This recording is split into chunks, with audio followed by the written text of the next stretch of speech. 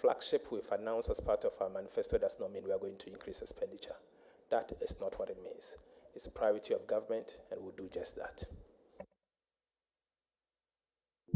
Thank you for your answer. Any more questions? Yes, I will have my last contribution. Question or contribution? Question, a follow-up question to the statement made or the question put in by Dr. Boakum. Honorable, you agree that data for end of year usually is validated on the first quarter of the ensuing year. So all data presented during the budget reading in November are provisional. How then do you say that data presented in 2017 and 2018, knowing that they are provisional, you term it as inaccurate? Thank you. Thank you very much. What did you say? Those data is provisional, though, Mr. but Chairman, inaccurate. that is exactly my point. The Honorable Gideon Boakon made reference to a particular data point and said that I was inaccurate. I had said this in 2019, and I said it at the time that the government had published accurate data. I said it at the time that the IMF, at the time, and remember, Ghana was in an IMF program, had gone to their board to present to their board their final numbers. Mr. Chairman, I did not lie. I said what I believe was the fact. In fact, subsequent data from the Ministry of Finance has confirmed that I was overly generous, and then the fiscal data was even below what I had announced. I had announced 7.8, and that they had revised it downwards to 6.3. Chairman, I did not cook these numbers. This was given to me by the Ministry of Finance this morning. And so, this is what I mean. Data, obviously, is maybe preliminary until finally determined at the end of the year. And that's why I've been careful not to announce any NDR numbers. But that is what it is. And you know, in Parliament, you have to debate.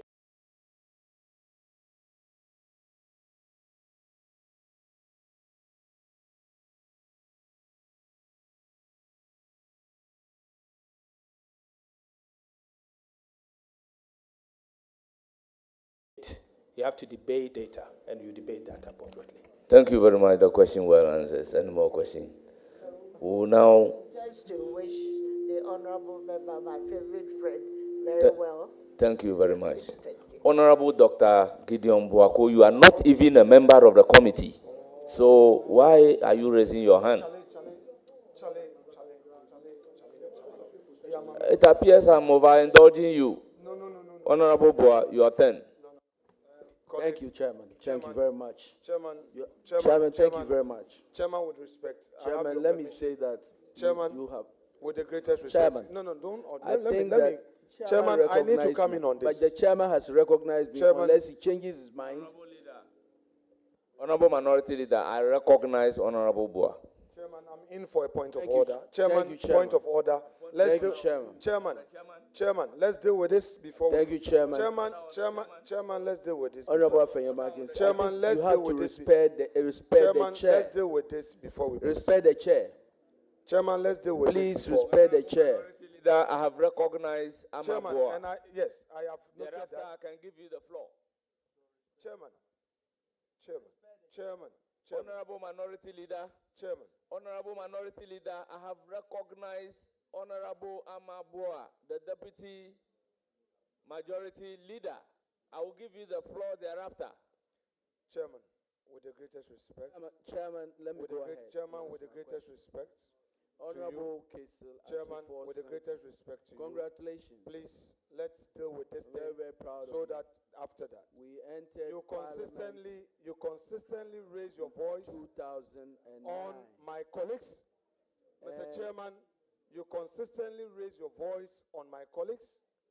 The way you address them, Honorable Afenyo, please. the respect way the you chair. address my colleagues Respect the chair, does please. not Respect the chair. go in Respect the accord chair. does not go in accord with what we all have agreed on, to extend to each other that this is my fourth time of humbly pleading with you and craving your indulgence. I understand that you may have a high-pitched voice. However, I will plead with you. The way you came across as shouting on him, it happened in Honorable Abina Osaya Sari. You did it to Honorable Samia Wuku. And it's happening. I'm only pleading with you that in all humility, please, perhaps you did not intend that.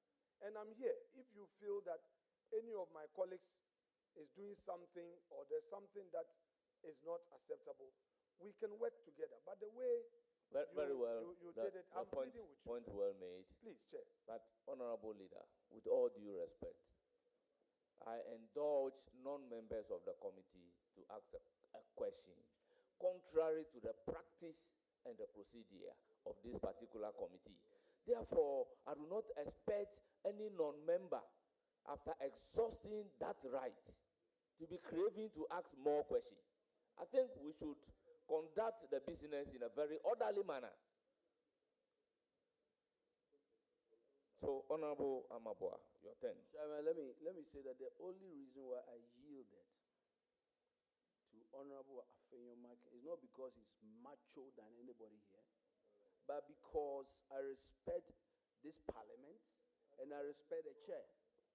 Honorable Deputy Majority Leader, proceed to ask your question. I respect the chair. Proceed to ask Chairman, your I'm question. going to ask my question. Let me put it on record that, Chairman, you've been very kind to the minority today. And I've been here for a long time. And, Chairman, this extension of courtesies never happened when we're in the minority. Under the former chairman of the appointment committee, Honorable Ose Owusu. It never happened. And we have to make it clear that you are the only chairman that can allow anybody to speak. Honorable Afenyo Mike is the ranking member, but you have to give him the right to speak. Anyway, congratulations, Honorable Kesil Atufosin. I entered Parliament with you in 2009. I know that we were about 42 on our side, and then the other side also had a number. We were all together about 92. Today, after 16 years, well, we are only 4 left. That speaks volumes about the attrition of Parliament. But I am very, very, very proud of you. So if I say I know you very well, I know you very well. You are a man of complete integrity, and you speak with data and facts.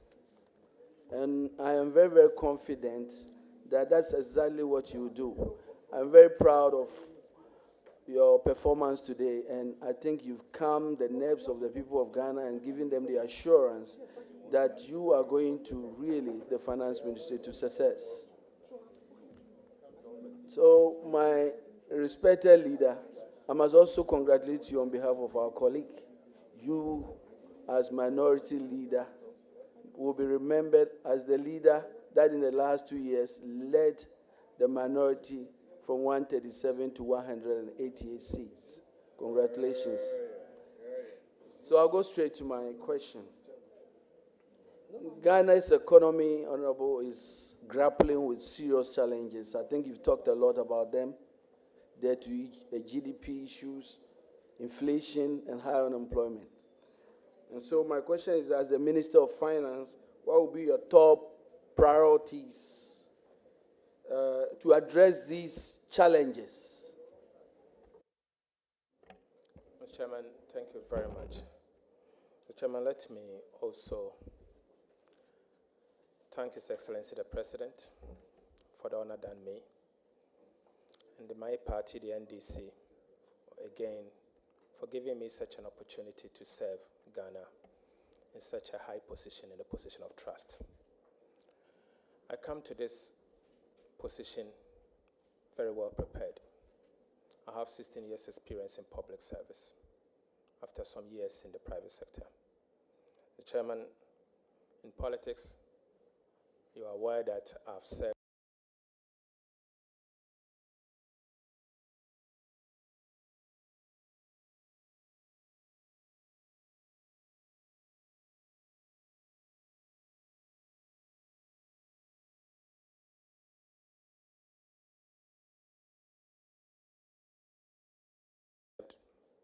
one as a Deputy Minister of Finance, and on the side when my minority spokesperson for 6 years. During this period, I have carefully studied the trends of Ghana's economy and monitored the behavior of how our economy behaves. I think I'm in a better place to move our country from these uncharted waters to a calm place. I'm determined. I'll do that for God and country. I do not think I have a room to misbehave. I've said so much in opposition. I'm minded by some of the things that I've said, and I cannot say one thing and go and do the other. Whatever it takes, I will be reminded and remember some of the things that I've said, and the criticisms constructively, and I urge my colleagues also to do the same. I will do whatever it takes to move this economy from the crisis that we are in today to where we have to be. My priority as a minister will be low prices, stable city, and jobs. Low prices in the sense that today inflation is 28.3, inflation is 27.8, and we know the inflation we see today is anchored, is largely driven with food inflation. What do we do? As a minister, I will allocate resources in consultation with Cabinet to government policy of agriculture for economic transformation to make food cheaper. And we'll work with the minister responsible for agric to make food cheaper. That in itself will help make food available and protect food security. From the price side, you can't talk about price without inflation. I mean, inflation needs to be tamed. It has been stubborn. I've said it earlier. It has, in the last 8 months, you can see that we are still seeing some uptick, even though not too steep. But it has been 23.8. Today, that's the inflation rate. What do we do together to reduce this inflation? Yes, I've said it here and I want to say it again. We will work with the Bank of Ghana to reduce inflation to 8% plus or minus 2 in the shortest possible time. And how do we do this? From the fiscal side, we will front load fiscal consolidation in the shortest possible time so that we can get inflation down. And in doing so, we'll see prices stabilizing. The city needs to be anchored and has to be anchored from the Ministry of Finance and the Bank of Ghana. You can't leave the Bank of Ghana alone to anchor the city. Jamu kwa from like Black Media. Oja ukopiemu ewo chama ntwebu asia ko untumi aseye the TV and radio station na ebusia chama untumi ebu afu no paipa ye na ni na ne se was onti ase se eye omo mugina as an independent candidate with the year 2024 me to omo so aba na nyame ye omadum omo babenya omo seat enipa mako na ya kwa me plus e ka ho na omo nyina ade omo ho akobo eye NDC amanyo kunu mrehebedwafie no ose onti ase ekora because anokrampo na namso ama sisi omo MPP4 omo abeye ni paketu abi ewo ho no ewo eye mrehebedwafie fia ebenam so ama eye mfie nan ya eda Ghana fo nyina anim no ebema MPP fo pa ho akire omu ye pa na abusia eno ene wo kire mu a de aba besi eye MPP amanyuku mu boa wode to achieve. Thank you. Thank you. Shama, can I go ahead? Yes. Okay. So you talked a lot about the food inflation. yakuntumi kano abusia ne ensam de omatoja kame ho anyankwaji nchiremu no emre CCA Ministries to address these what we call the inefficiencies in the agriculture value chain. Can you allow some of the strategies that you do working with other structures to address these inefficiencies in the agriculture value chain? Honorable nominee, your answer, please. Mr. Chairman, my passion is agric and agribusiness. And that's why I'm sure you've seen questions coming from Coco, left, right, and center. Why is it that food inflation is 27.8? I think it speaks volume. It speaks volume. And what are the staples? Ghana staples. Why are we not taking hard decision to invest in the agriculture sector?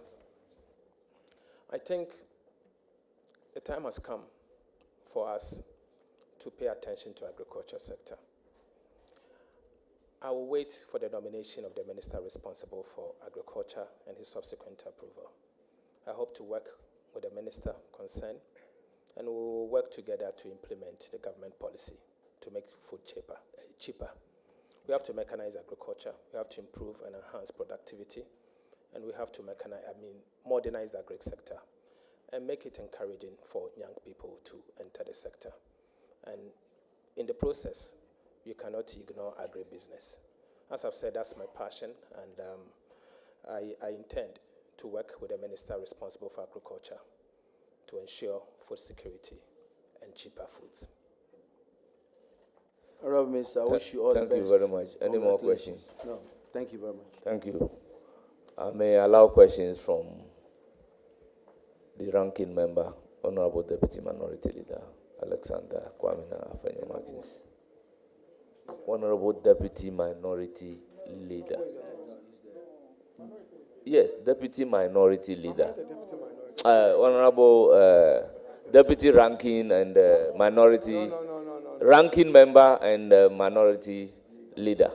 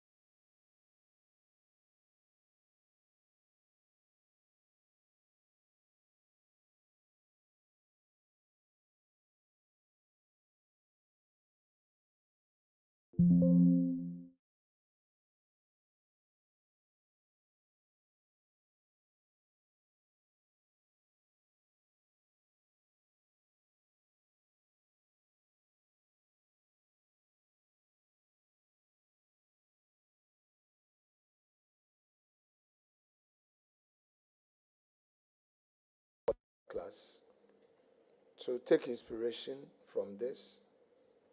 Patience and industry is a rule. And do your best. And when it gets your turn, you will be honored. Don't punch above your weight, else you get crushed. Having said this, I shall proceed with some few questions. In your earlier submission, you had said that you will not hurt the vulnerable. And if I quote you further, You also said that I am from a rural constituency. Therefore, I would champion policies that would benefit the poor. Currently, we have some social intervention programs rolling. One, free SHS, boarding, free, tuition, free, feeding, free. Would you sustain the free SHS program in its current form and shape, and even improve upon the quality? Thank you. Thank you very much, nominee, your answer to the question, whether you will sustain and improve upon the free senior high school program. Mr. Chairman, thank you. Mr. Chairman, myself and the minority leader has a history. We plan to enter this chamber together.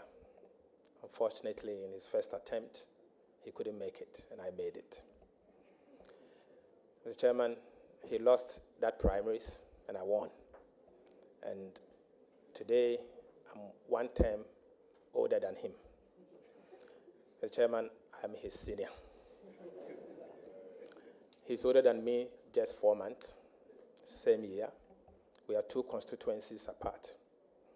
We used to do private sector business even before we all entered here, and we've known ourselves growing up. Everyone knows the relationship between us. But working with him didn't stop me from doing my work, and it didn't stop him from also doing his work. And so, to add to colleagues, we may have relationships, but it should not stop you from doing your work. You should work for God and country, and you have to do it with the best of intention to help our country grow. We did just that. We've had a moment. We fought. We united ourselves. Today, the tables have turned. He's now the minority leader. Kwamina, learn from me and be good.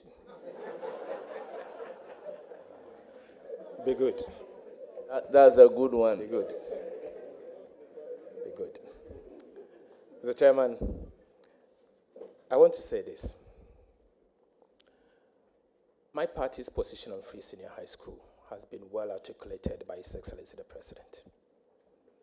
We do not intend to cancel the free SHS.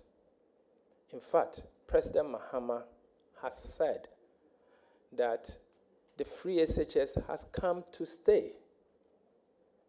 I don't think you need any further assurance. The President of the Republic of Ghana has made this statement. Who am I? As a minister that he has appointed. So you have the assurance from the highest level of government to preserve the policy. I don't think I have what it takes to give you additional assurance. It's done. And he will be coming to this house as part of his State of the Nation address. I'm sure he will re-echo that position. I'm only a servant. My responsibility, if approved, will be to allocate resources to his priorities, or to the priorities of the government. And I'll do that. So, my brother and my friend, be assured that free SHS has come to stay. And if there is anything, we'll come to this house for us to work together. But the President has said it.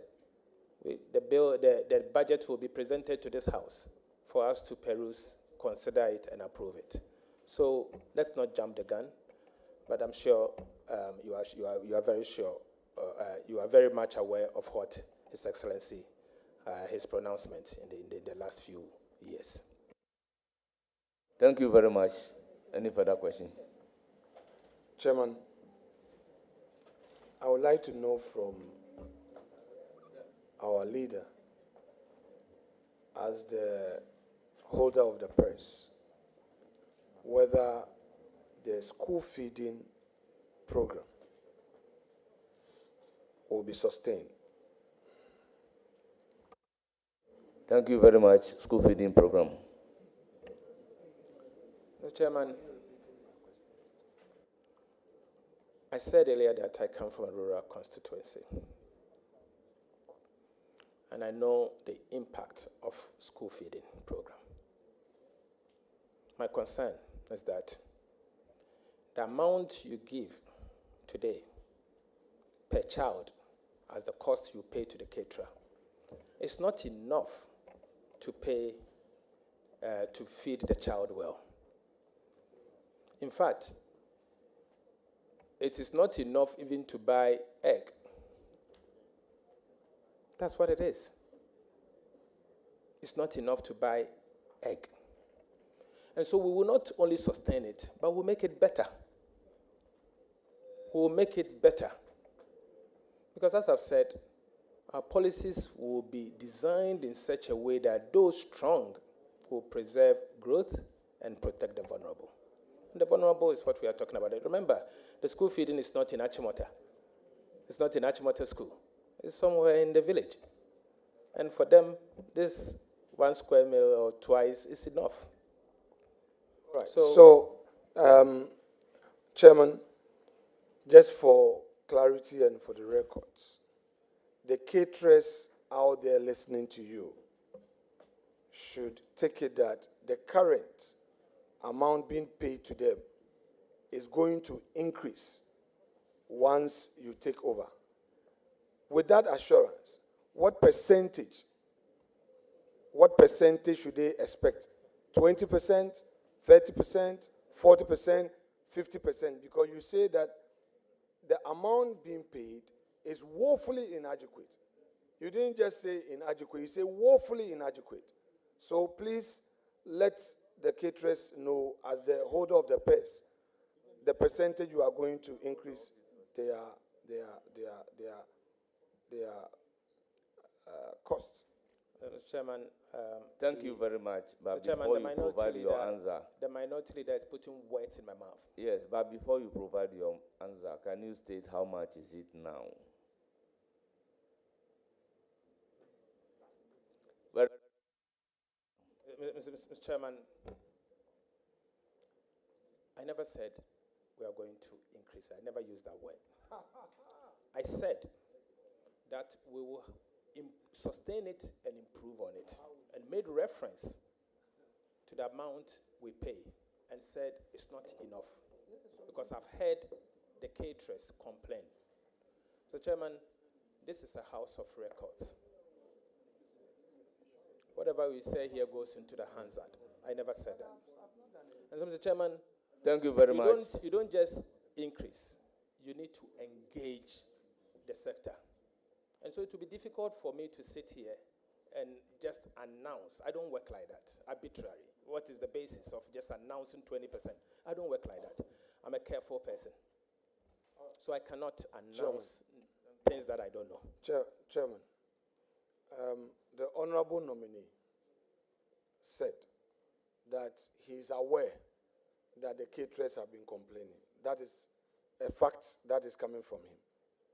2, he says that they are not being paid enough, considering even the cost of an egg. He referred to that. And he's going to improve upon it. Now, what is the definition of improvement? This is a matter of cost. If you say the amount is not enough, even the cost of an egg, and looking at how much they are being paid. So obviously, you are suggesting to them that you are going to increase the amount they are being paid. And if you cannot give us a percentage, that's fine. I won't push. But I want you to be on record that upon assumption of office, the caterer should expect an increase in the amount being paid as compared to the current payment they are receiving. Just for the record. Mr. Chairman. Honorable Member, I think from your answer, the indication is clear that the amount is woefully inadequate and it will be improved. He attests to the fact that sitting there, you will not be able to indicate the percentage improvement. So the answer is already per the record. Mr. Chairman, just to also add that we have to first pay the caterers, because I know not long ago, last week, they were picketing and demanding their payment. And so the first attention is to make sure you pay them. The the caterers, because some of them had to borrow before they engage in such a business. So let's pay them first and sit with them. I don't know the quantum of arrest. We need to know the arrest, the amount of money the government of Ghana owes these caterers. We ascertain it, pay them, make them happy, and then we'll move on. Mr. Chair, as for this, I know it as a fact. So I will give a voluntary answer. Honorable leader and my respected colleague, government paid all caterers, and I want you to quote me. The last term, it's only this term that is, which has just begun, that government does not owe, that perhaps government owes, because the term would have to end. But I want you to know that I am aware that government paid all outstandings to caterers. The MPP government, at the time of leaving office, had paid every single caterer. Every single caterer was paid. There is no outstanding. And that it is this current term which has just begun, that upon completion, they will send their invoices for validation. So just for the records, and I pray that with assurance that there's going to be improvement in the amount being paid. You are saying that you won't use the word increase, but you will use the word improvement. Well, it means the same. So they expect that this current term, God willing, as you take over as a fresh ATO, they are going to enjoy an improved payment. Thank you very much. Mr. Chair, having put that on record, let me go back to the issue of cocoa price per bag. In an earlier response to questions that came from the floor, my respected colleague indicated that, well, the cocoa sector is under the Ministry of Agri, and that if there is any policy realignment, he will look at it. He also indicated that he's a key advocate for cocoa farmers. He did also indicate that he would advocate for the cocoa farmer. Now, the issue is beyond advocacy. You are now the man in charge of the press, and you know the pressure on cocoa farmers. The 6,000 Ghana cedi per bag that you committed, would it be your benchmark in your advocacy and eventual decision for the cocoa farmer? Because they are listening. Thank you, Honorable Minority Leader. You may ask another question. Mr. Chairman, cocoa money does not come to the the consolidated fund. Cocoa money is outside the consolidated fund. It stays with the Ghana Cocoa Board. Ghana Cocoa Board uses this money part to buy cocoa, part to buy fertilizers and other inputs. I don't know what Cocoa Board is leaving behind. I don't know the extent of arrests they are leaving behind. I don't know the extent of debt that the Ghana Cocoa Board is leaving behind. I will not do this committee any good if I sit here and announce cocoa price. But as I've said, I remain a key advocate for the cocoa farmer. I will do so with the best of intention for the cocoa farmer. I recognize their sacrifices. I've spoke for them in the last 8 years, and I will continue to speak for the cocoa farmer. That I can assure you. But let's get to the cocoa board first and see what they have to do. I still maintain that the price they are paying the cocoa farmer is inadequate. I maintain that it's inadequate. Thank you. And there is more room for improvement. Thank you. Further question? Chairman, is a nominee conceding that the 6,000 per bag he quoted on the floor of the House was a mere political statement? Mr. Chairman, the 6,000 Ghana cedi per bag should have been paid in the last crop year. So, Chairman, I say this because Cocoa Board is gradually turning themselves into a procurement agent just to procure inputs and denying the cocoa farmer. So they could have adjusted their formula to benefit the cocoa farmer. Very soon, the minister responsible for agric will be in place. I commit to work with him to give the cocoa farmer a fair price. And I believe the cocoa farmer deserves a fair price. And I know His Excellency the former president quoted me previously that I had said the cocoa farmer deserves 6,100. I'm not running away from that fact. I said it on the floor, and I backed it with the world market price in the city at the time, and still maintain that the cocoa farmer deserves 6,100. I've not run away from that position. Thank you. You've been consistent in your answer on this. Any further question? Rightly so, sir. Chairman, the nominee is being vetted as Minister of Finance. I want to ask I want to ask him whether economic planning will be part of his responsibilities. Thank you very much. Though the instrument is very clear, you may proceed to answer the question. Mr. Chairman, the instrument said Ministry of Finance. We are aware that the National Development Planning Commission deals with economic planning, but they interface with the Ministry of Finance.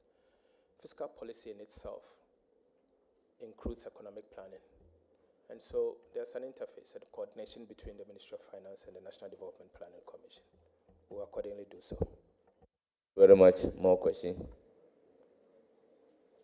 Chairman, the instrument titled Executive Instrument EI1, Civil Service Instrument 2025, dated the 9th of January 2025, state the following: Ministries of the Civil Service.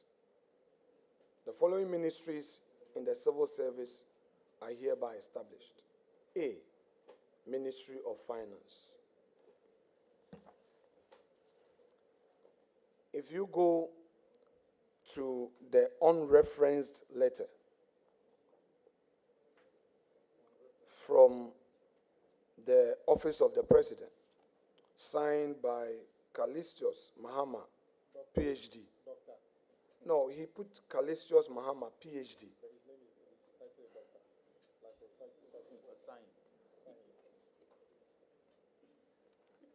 My colleagues like to heckle me. When I give them a small dose, then they'll be crying. Anyway, signed by Callistius Mahama, PhD, Secretary to the President. Which letter? The unreferenced letter, dated the 9th of January 2025, states as follows: in accordance with Article 78(1) of the Constitution of the Republic of Ghana, 1992, I hereby, on behalf of His Excellency John Mahama, submit for consideration and approval of Parliament the following nominees for ministerial appointment. 1. Dr. Kasiel Atoba Forsen, MP, Minister Designate, Ministry of Finance and Economic Planning.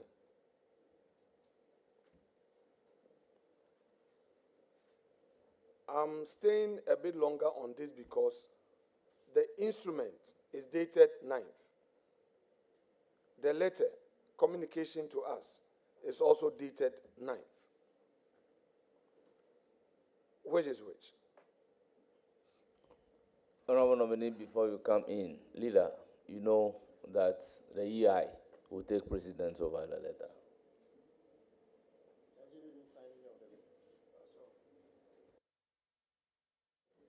Chairman,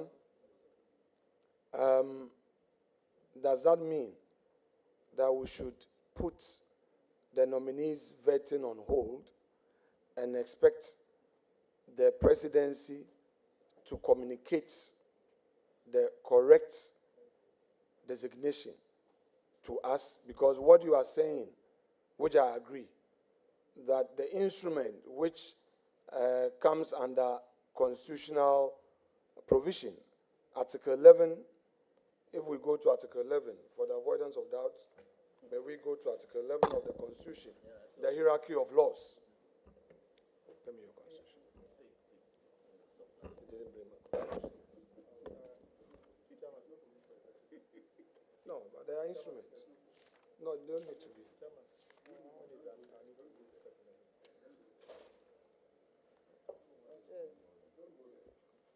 11.7. Any other order or regulation made by a person or authority under the power conferred by this Constitution or any other law shall be, Mr. Chair, I agree therefore that the instrument takes precedence over the letter. If that is so, I believe that the right thing to do will then be that we receive another communication from the presidency stating the correct office you are going to hold. Because that contradiction can only be cured by a letter. In any event, the instrument is not formally before the House.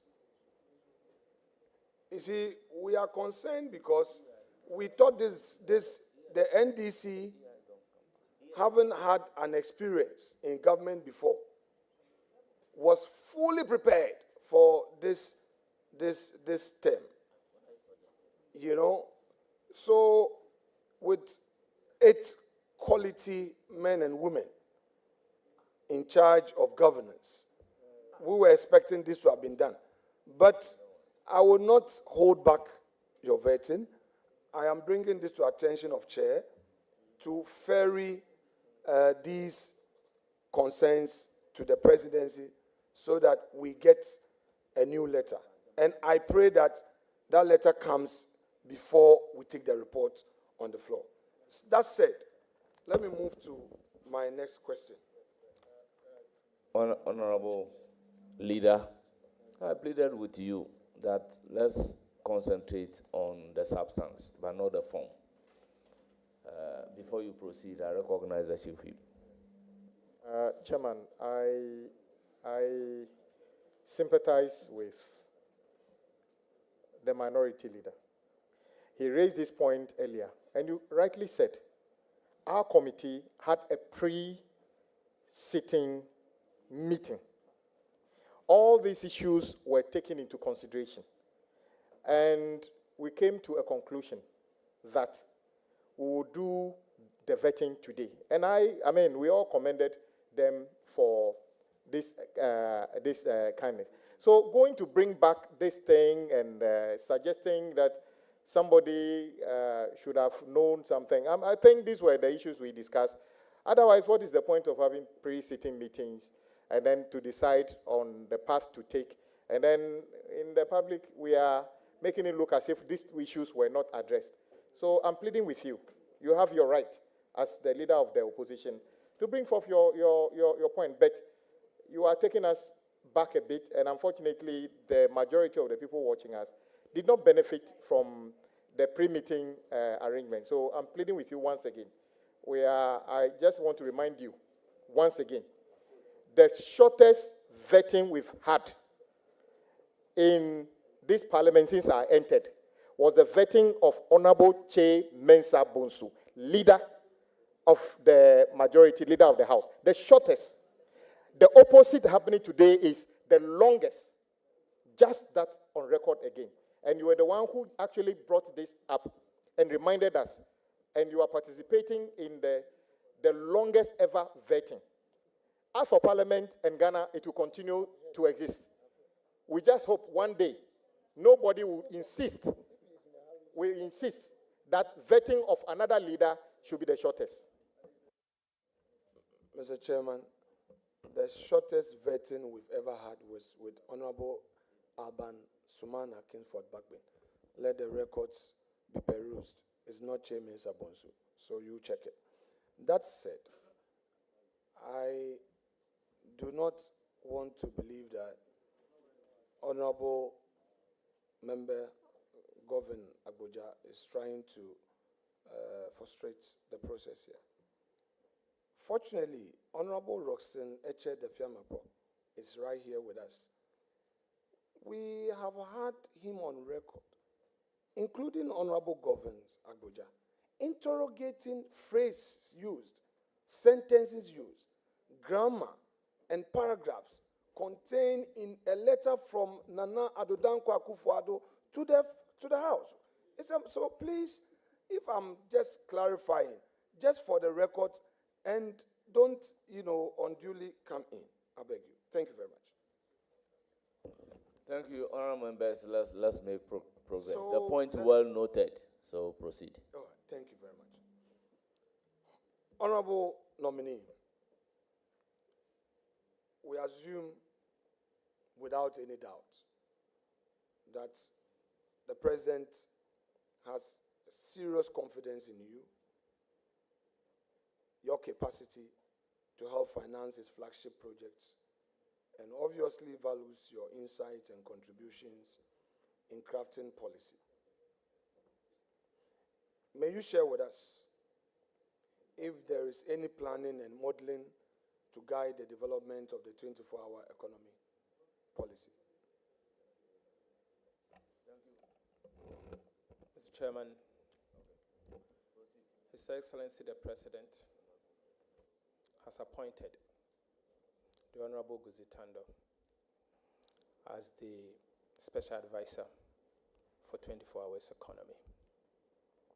His office, prior to his nomination, have worked extensively on a policy, a 24-hour economic policy.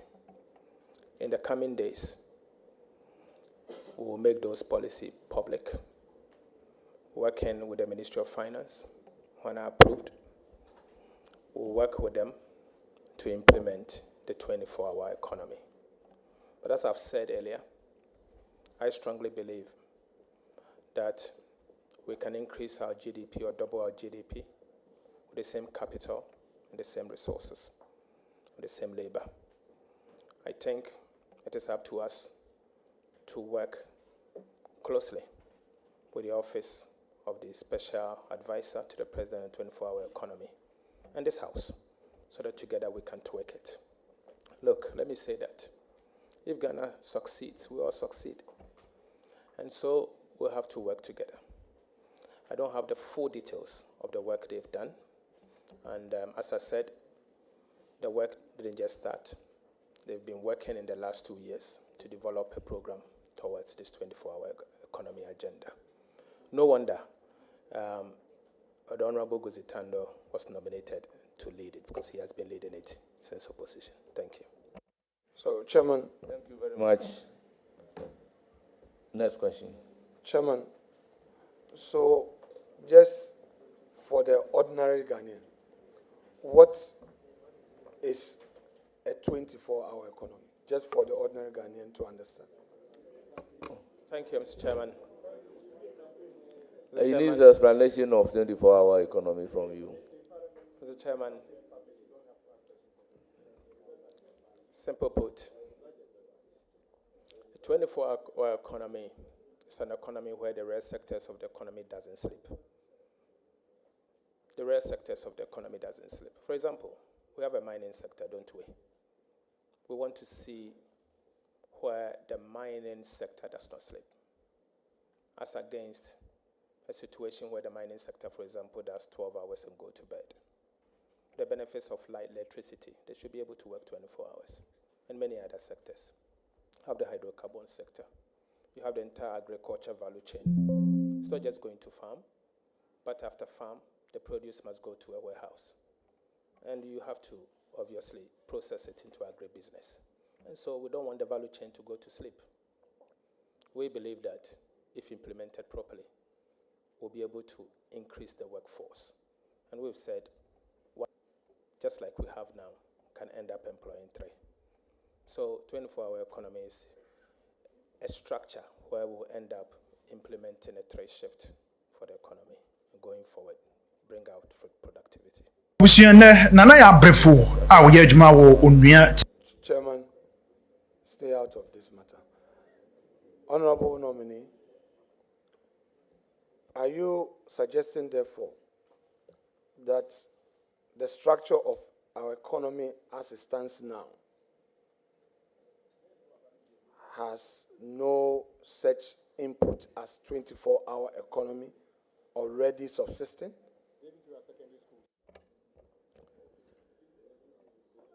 There's some semblance of 24 Please, hour. go ahead with your answer. Mr. Chairman, I think if you talk about the red sector, no. You see, the red sector are the core sectors of the economy that drives inclusive growth, proper growth, and create jobs. You have health, where hospitals operate 24 hours. You have the police, some police stations, work 24 hours and all, some restaurants and all. But that's not what we are talking about. That's not what we're talking about. We are talking of the real sector, where jobs are created. For example, we have Takrady Port, my birthplace, where I grew up, secondly, Takrady Port. And you have mines, where I used to work, the Awaso area. Going all the way to Yini. With a proper railway line, you can get the Yini mines to produce bauxite within the same 24 hours. As what has been produced, you can haul it to Takrady Port and ship them or process it. The whole process is what we are talking about, 24-hour economy. So it's the rail that we are talking about. Investment in the rail sector, deliberate government policy targeting the rail sector, where you can use the 24-hour economic policy to drive growth. That's what we are talking about, not chop bars. We are not talking of chop bars. We are not talking of pharmacy shop. That's not what we are talking about, rail sector growth. So are you therefore saying that you've done some costing, and having done some costing, you have an approach in terms of this model? Because from your answer, you are suggesting that you are going to target certain sectors. And if you are targeting these sectors and you really want to fuel economic growth, it means that you need to inject some funding. So let us know what funding arrangement you have in place to back this policy. Mr. Chairman,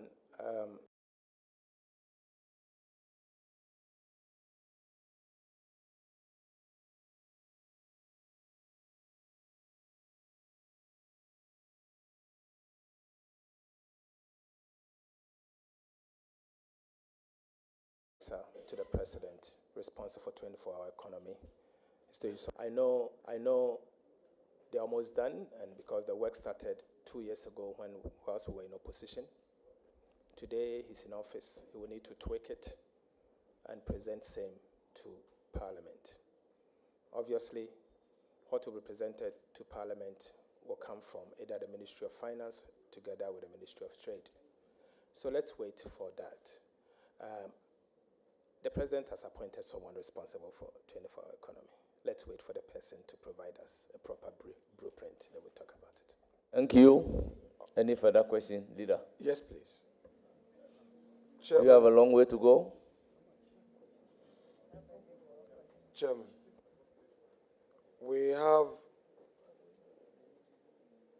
a 10 billion public infrastructure investment plan proposed by the NDC.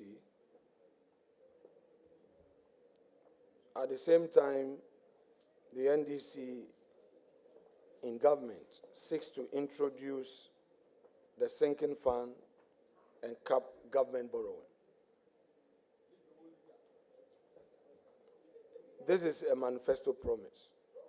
First, I want to know whether you pledge your support for this manifesto promise. And if so, walk us through the numbers and demonstrate how it fits into the IMF framework for 2025 to 2028. Mr. Chairman, I subscribe to the tenets of our manifesto because I was part in formulating that manifesto. Mr. Chairman, yes, we promised to set up a sinking fund. It's necessary. It is required. If we had single fund today, I wouldn't be sitting here lamenting that there are debts that will fall due, yet we do not have buffers. We need to establish that sinking fund. We've done it in the past, and we'll do it again. I've said that it is only right for you to save during good times to take off bad times. So we'll save when it's good, and when it's bad, we'll have buffers to be able to deal with the challenges. There's the need for us to cap borrowing. We have to cap borrowing. You can't borrow into an unsustainable pit. We've seen it in the past. Can we continue the same way? Can we continue giving bondholders haircuts? No. You know the consequences of the haircuts that we went through. The banking sector today is limping, and we'll have to borrow to support the banking sector as a result of the haircuts that the country went through. And many others. Pensioners have to suffer. Individual bondholders have to lose their capital, some their medication and all. We need to cap the borrowing. We need to have a plan to cap those borrowings. And so we commit to that. Aside what you mentioned, the 10 billion big push policy, the economy must grow in spite of all of this. Ghana's economy must grow. 10 billion over 4 years gives you 2.5 billion. The outgoing government, the immediate past government, Agenda 111, has left behind 1.5 billion for us to complete Agenda 111. We know all of that. But I can assure you that in spite of the challenges, we have to carefully invest in the rare sector. And you know my biases already. Hydrocarbons, mining, infrastructure, agric and agribusiness, and SMEs. We need to finance the sectors, and the rare sector development is key. So 10 billion US dollars, we can fund it over the medium term, over a 4-year period. And I've said here, the quality of expenditure matters. You have a choice to take 58 million US dollars to build National Cathedral. In the same vein, you have a choice to use 4 times that amount to be able to construct a proper highway between Accra and Kumasi. What would that do for you? It will increase productivity. So it's a matter of the quality of expenditure. We will do it. And we have to do it to move this country forward. Thank you very much. Chairman. Is that the end, or you have more Chairman, questions?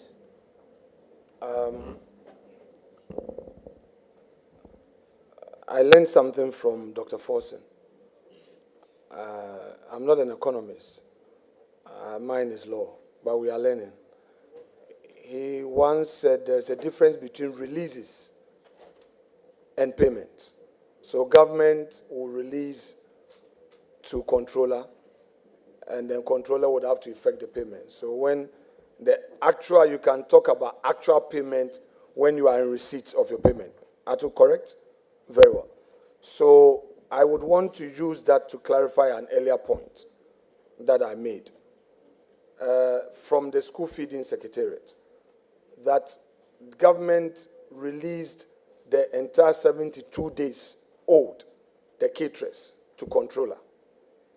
And the actual payment received out of those release letters, the letter that goes to controller, payment received by the caterers was for 42 days. And that the 32 days outstanding is yet to be received by the caterers. So I just wanted that on record. And that becomes your first responsibility, to ensure that the controller complies with the releases. Are you ready to ensure that the controller complies with the releases? Mr. Chairman, you are aware that... Well, before coming to answer the question, I thought you said they have fully paid. But now that you are admitting that payment has not been paid and they are agitating. Chairman, with respect, I would ask the nominee to respond to your clarification. No. Chairman, we are politicians and I understand languages when they are coded to mean something. I've been in this business with you, so wait. I've noted that since it got to my turn, all my questions, you find a way of repeating. We've been doing this. I was playing number 6 when I was on government side, so I understand the game you want, but wait. No. Chairman, I was doing... Which number am I playing? I don't know, but it's for you to determine the number you are playing. But let's get back. We all learn. And when you're learning, you don't have to be worried about mistakes. So you learn. I'm saying that government released all outstandings.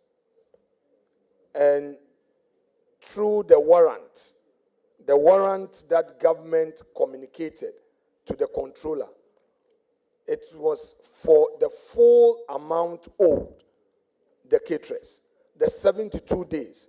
So government of Nana Addo Dankwa Akufo-Addo, at the time of leaving office, released the entire outstanding to be paid. Now, the records have it that as at 31st, had only paid 42 days out of what he was directed to pay. And that we have some days outstanding in releases yet to be paid. Do we have your commitment to ensure that the controller complies with this?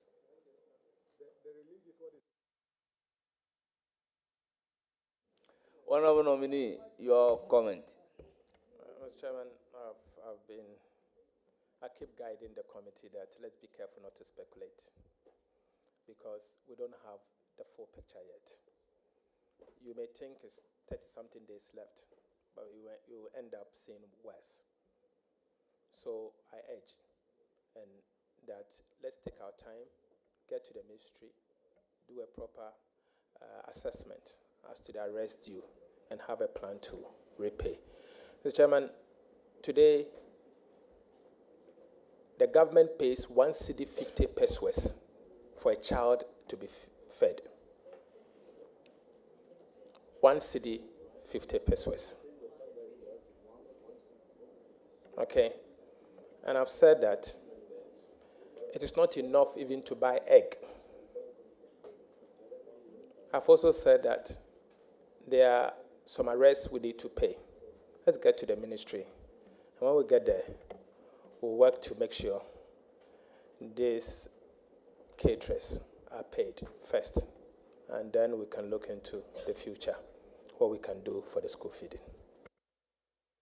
Thank you very much, Leader. Chairman, now back to the issue of your 10 billion Public Infrastructure Investment Fund. I want to know from you, Honorable Nominee, how much of the 10 billion shall be raised in each year, and how will that fit under the debt ceiling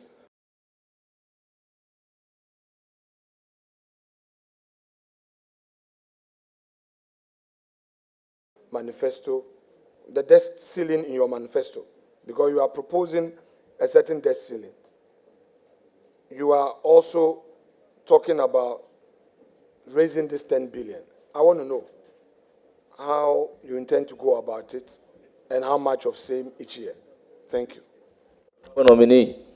Mr. Chairman, the policy will be submitted to Parliament for approval. The big push policy will be submitted to Parliament for approval. Thank you very much. In it, we'll give you the breakdown, how it's done, how we are going to raise money, and when we are going to start, and how much goes into each year. So the details will be provided to this House. Thanks. Any further question? Chairman, the nominee has two major interventions to make to meet a policy initiative of the government. And because you hold the purse, it would squarely come to you. One, the free university tuition for first year. Second, the extra costs to be incurred under free SHS to cover private schools. So these are two main expenditure lines to look out for. So let me start with the first one. With the free university tuition for first years, I understand the university students are starting their semester 1. Now, are you going to implement it now? The free first year tuition for university students. Are you going to implement it this academic year, which has just begun? And would you factor it in your budget, which you are going to present? Thank you. Mr. Chairman. Well, proceed with the answer. Mr. Chairman, first, I'm not yet the Minister of Finance. Second, Mr. Chairman, I have to be at the ministry to assess the situation and introduce government policies accordingly. My responsibility as Minister of Finance will include mobilizing domestic revenue to fund government projects or government flagships. I will do that, not alone, but working with Cabinet. I'm mindful of our manifesto promises, and I should be the one to be able to recommend same to government if we can afford it. And as long as it's in government manifesto and there are timelines to it, I commit to it. I commit to it, and we'll do just that. But let me get to the ministry first, and let's see what we can do. Thank you. So, Chair, Honorable Nominee, are you suggesting that you have not considered the costing of this policy, the free tuition for first year university students? Chairman, that is very wrong. I've never said that. It doesn't matter the costing. It must fit into a framework. And I have to get into the ministry first. I can't pretend to use this podium to read the national budget. This is not a budget. Let me get there so that I can present the budget to you, and some of these policies will be appropriately. Thank you very much. Chairman, I would want a further clarity on this all-important policy. Your manifesto talks about tertiary. Tertiary is not only the universities, but post-secondary institutions that award diplomas, certificates, in my view, are tertiary institutions. So you have nursing training institutions, nursing, you have the colleges of education. Are they all going to be factored in the free first year tuition to avoid discrimination? Mr. Chairman, I think I've made this point already. I'm not yet in a position to make policy pronouncement on behalf of the government. I'm only a designate, a nominee. And you need to approve me first. Give me the power to be able to make policies and announce to you policies. So, Chairman, you may ask the Honorable Minority Leader to file a question so that I can come and answer when I become the Minister. Thank you very much. No worries at all. But you see, a distinction must be made. There are matters that you need to get to the ministry to enable you have it handy. And those are not the ones I'm asking you. These are policies. And being part of a political party leadership, I know what goes into manifesto pledges. We had hints many months, or if not a year or two ago, that you were leading the economic team of your party. We know. Therefore, you've always known about this policy. It didn't just get into your manifesto.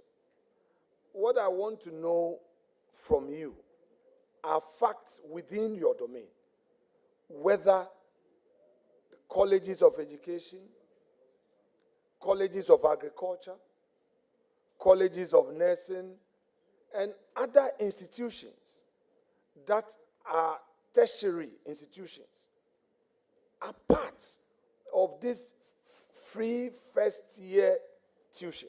That is what I want to know from you, because you know what is tertiary when you were drafting the policy. That's what I want you to tell me, not something that you will get to know upon arriving at the ministry. Leader, with all due respect, the word tertiary is unambiguous. You are just calling on the nominee to give you an interpretation of tertiary. I think we should give the word tertiary its ordinary meaning, and then we can proceed. Chairman, thank you very much. I can understand where you are coming from. But you see, we are a political class, and we are dealing with a social intervention deliverables. Those watching us would want clarity, and that is all I seek to do, so that somebody at Legon would not assume that university is university and that he or she will benefit. But somebody at the nursing college in Winneba who is doing a diploma in nursing would think that because they did not explain it, he or she will not benefit. So I know you had the benefit of knowing what tertiary means at the time you were drafting this policy, when you said you would give first year tertiary students free tuition. You pay for them, government will pay. So parents would not need to pay at all. You know, so I just want the clarification. Mr. Chairman, I think it's unambiguous in our manifesto what we said. I do not seek to reinterpret what is in the manifesto. And it's as clear as possible. In the next budget, if you have any doubt, we can clarify those in the next budget. Thank you. Fair enough, Chairman, fair enough. So let me come to the next leg of this social intervention, the free SHS. So you have promised that you will extend it to the private secondary schools. You are going to be a major advisor to government. Have you planned, do you have a plan as to the number of students in the private secondary schools? And if so, have you looked at the cost? Mr. Chairman, the number of students in the private school as at yesterday cannot be the same as today. It moves.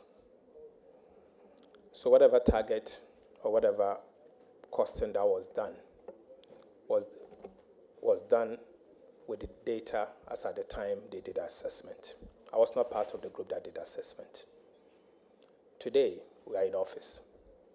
You need to look at the data, the number of people concerned, and how much you are paying. Let's get to office. The president is only 2 weeks, it's less than 2 weeks old, it's 1 week old.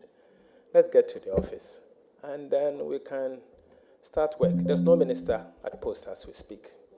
And so you need to help the president to constitute his cabinet as soon as possible so that they can advise him for him to come to Parliament to deliver his State of the Nation address. Thank you. So the private secondary schools that you propose to extend free SHS to is going to include Ghana International School, Lincoln, Association, because all these are private schools, secondary schools. Are you going to include them? Well, the nominee is capable of answering the question. Other than that, Private school is private school. Mr. Chairman, I'm not aware that Ghana International Lincoln undertakes WASI. They don't write WASI. I'm not aware. I'm not aware that Ghana International School goes through West Africa Examination Council. They do GCSEs and A-levels and others. I'm not aware that you can equate Lincoln with a school fees of $30,000 to Achimota School. I'm not aware of that. The Chairman, let's get to work. And when we get there, we'll present to this House a comprehensive program. The Chairman, the previous administration was unable to pass the free SHS bill. You are aware of that. And Mr. Chairman, we will regulate this free senior high school policy properly to make it sustainable, so that it becomes part of our nation's development. I think His Excellency the President has made this pronouncement, and so we'll do what we have to do. The Honorable Minority Leader knows me well, that I'm a man of my word, and I can give him that assurance that whatever it takes, we'll come to this House and seek your approval. Chairman, Thank you very much. is the nominee fully aware that in respect of the promises by his party in the health sector, the party engaged an independent body, which body gave it a minimum cost of 18 billion? Are you aware of this? And do you agree to that? The health sector promises that your party made. Mr. Chairman, I'm not aware. The only thing I'm aware of is during the transition, I was told that Agenda 111 would take $1.5 billion to complete. But I'm not aware of this 18 billion. I don't know. Are you committed to completing the Agenda 111 with that amount? Are you committed to that? Mr. Chairman, the immediate past government was in office for 8 years. They announced the Agenda 111 in 2020. We were told they were going to complete it within a year and two. The Chairman, this is 4 years. They have not been able to complete Agenda 111. We have huge debt awaiting the next government. What we know is that His Excellency the President has committed that he is going to complete all ongoing projects. I'm a servant of the President. I'll be his minister if approved. And so when you approve me as minister, I'll assess the situation. I'll find out what you are leaving behind and be able to advise the President appropriately. By the moment, I'm not in a position to advise him because I do not have the full data of what is the true state of Ghanaian economy. Thank you. Chairman, I have the last two for my respected brother and colleague, and I'll call it a day.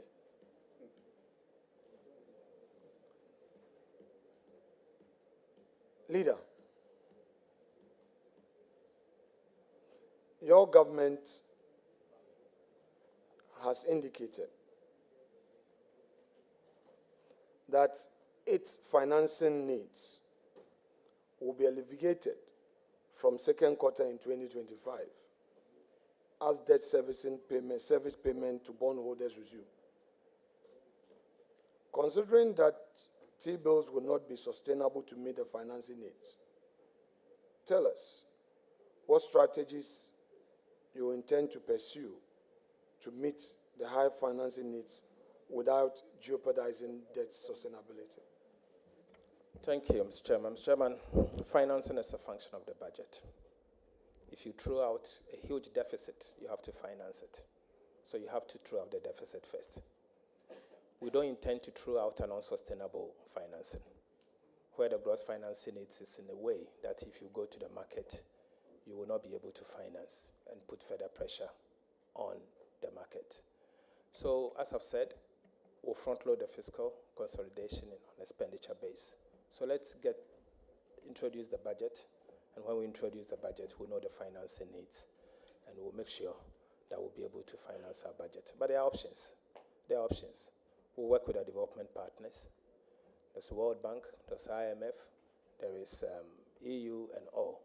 So if there's any financing need, aside the market, both domestic and external, we'll be able to tap into the financing, our financial request from the development partners. So these are options that we can do. Now, as a follow-up on that, I'm quite curious. So how would you raise this 10 billion without borrowing? This 10 billion, you had indicated to me earlier that you will present your plan to Parliament, and in that we'll know as a house how much you intend to raise each year. Now, you are so sensitive to your debt servicing strategy. Now, how do you intend to still achieve this without borrowing? Mr. Chairman, I've never said we are not going to borrow.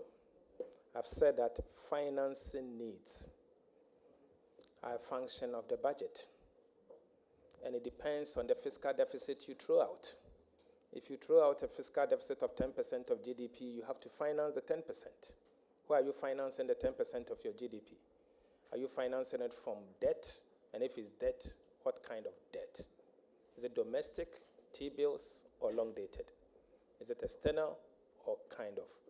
So I'm saying that your concern will be dealt with the kind of financing we throw out.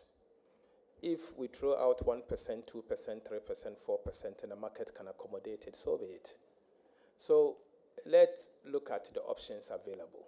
But all of this will depend on your financing needs. So for us, fiscal discipline will be the anchor. And we'll be mindful of the market needs and what the market can accommodate. Thank you. Chairman. I thought you said 2 questions. No, there was a follow-up. Chairman, So is that the last question? The nominee has addressed us on some key issues, and I'm happy with his approach thus far. I would want to ask him, he's aware that a key development partner, the IMF, entered into some agreement with us. And in that agreement, they required of us to put in place certain measures.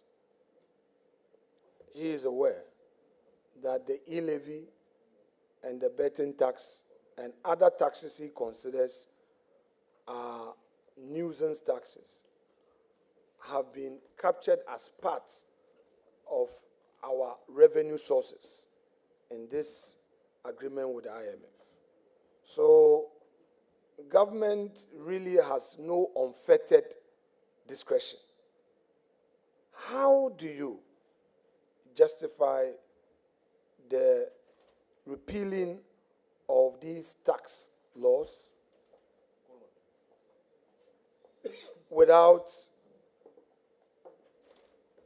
hurting the very agreement that you have with the IMF? You think, in other words, you think that you can freely repeal these tax laws and without introducing a new revenue measure, the fund will be happy with you and will not see that your repealing of these tax laws amount to breaching an existing agreement with them? Thank you. Thank you, Mr. Chairman. Mr. Chairman, the IMF did not ask the former government to introduce e-levy. The e-levy was introduced before the IMF program. And so the IMF did not ask you to introduce e-levy. The betting tax was also introduced by yourselves, not the IMF, not an IMF prescription.